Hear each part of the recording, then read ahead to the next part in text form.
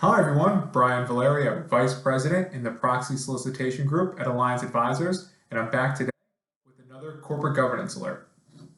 Recently, State Street Global Advisors, one of the big three, one of the largest asset managers in the world, published its 2020 Proxy Season Review. The Proxy Season Review details their voting and engagement for the 2020 proxy season. The review also provides an overview of their key focus areas for the asset stewardship program going forward.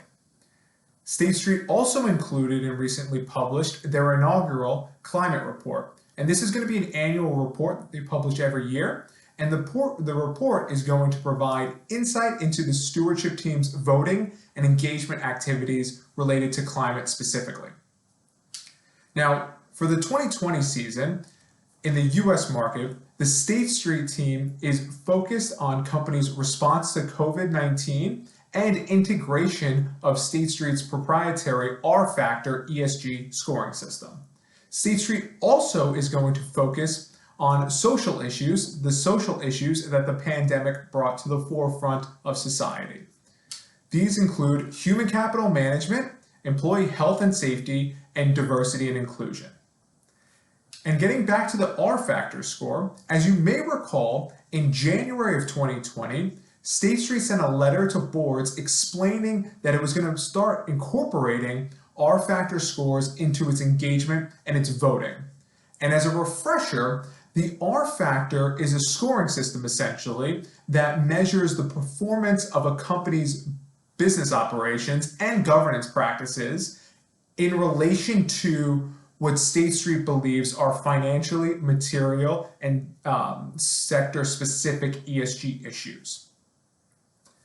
Now, during the 2020 season, State Street identified 14 companies whose R-Factor scores they believed were subpar, and those companies also held meetings.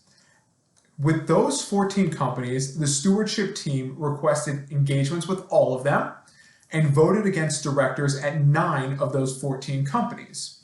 And essentially, State Street voted against those directors because State Street believed that their plan or the responsiveness to the engagement on the ESG issues was insufficient. And of those 9 companies, 5 of them were located in the United States. So we have started to see in the United States some voting action against directors as a result of insufficient responsiveness to State Street's engagement regarding ESG issues. Now, turning to the climate report, the inaugural climate report, this report details that during the 2020 proxy season, State Street supported about 35% of the 53 climate-related shareholder proposals as State Street classified them.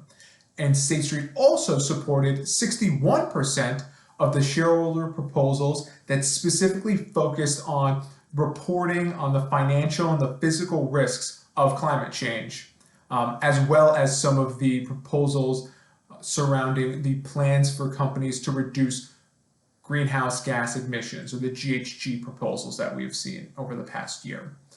So those are some of the key takeaways that I gathered from State Street's recent stewardship report that they published. State Street has been very active in the ESG framework. They've published a lot of papers on this. They view themselves as one of the thought leaders in this area. So it really comes as no surprise that they are now starting to take some voting action against companies that they view as not being responsive enough to their plans and their engagement requests. So this is something that companies should continue to be on the lookout for. If you receive some engagement requests from State Street, definitely wise to take it seriously, speak with them, be prepared for the meetings, and hear what they have to say in this area, as this is something that is certainly going to only continue to grow as ESG becomes more of a focus for larger institutional investors.